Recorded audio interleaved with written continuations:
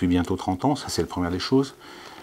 Ça tient aussi à j'allais dire, une culture d'entreprise qu'on a au sein de ce cabinet, qui est celle de la polyvalence. Beaucoup de cabinets ont des équipes qui sont dédiées à des secteurs. Nous avons, nous, ici, fait le choix de ne pas avoir d'avocats dédiés à un secteur. Et cette polyvalence, parce que nous sommes un petit cabinet, 8 avocats pour dire les choses clairement, nous permet d'avoir une très grande réactivité. C'est important pour les clients. Bien entendu, je ne parle pas de la qualité. Les cabinets d'avocats, en règle générale, ont de la qualité. La qualité est une chose, mais l'autre part importante, c'est aussi la réactivité. Aujourd'hui, les collectivités, comme les entreprises, ont besoin de réactivité pour pouvoir s'adapter du mieux possible aux situations qui se présentent à elles.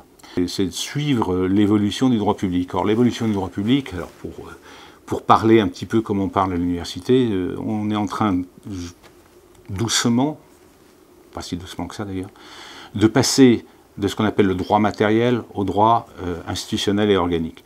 Il y a 10 ans, 15 ans, ce qui nous intéressait, c'était les contrats, les activités, c'était les centres d'intérêt étaient là. Aujourd'hui, on a une loi MAPTAM qui vient nous créer des métropoles, on a une loi NOTRe qui vient supprimer un certain nombre de compétences au département, notamment la clause de compétence générale. On a des restructurations avec les schémas départementaux de coopération intercommunale.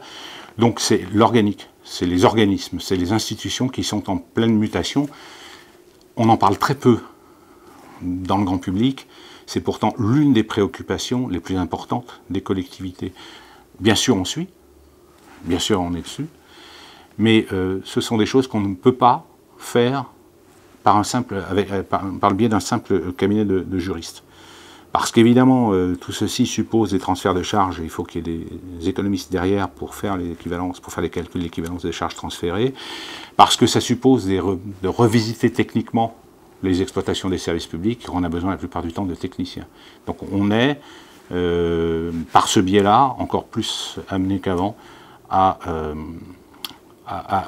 se regrouper pour proposer des services qui sont pluridisciplinaires. Je crois que la spécificité, elle est aussi dans le fait qu'au sein de ce cabinet, c'est l'une des exigences que l'on a. Alors, c'est pas non plus un commandement absolu. Tous les avocats doivent faire de l'enseignement. Il n'y a rien de mieux que pour pouvoir traiter des dossiers que de savoir expliquer ce qu'il y a dans le droit, clairement, ce que dit le droit.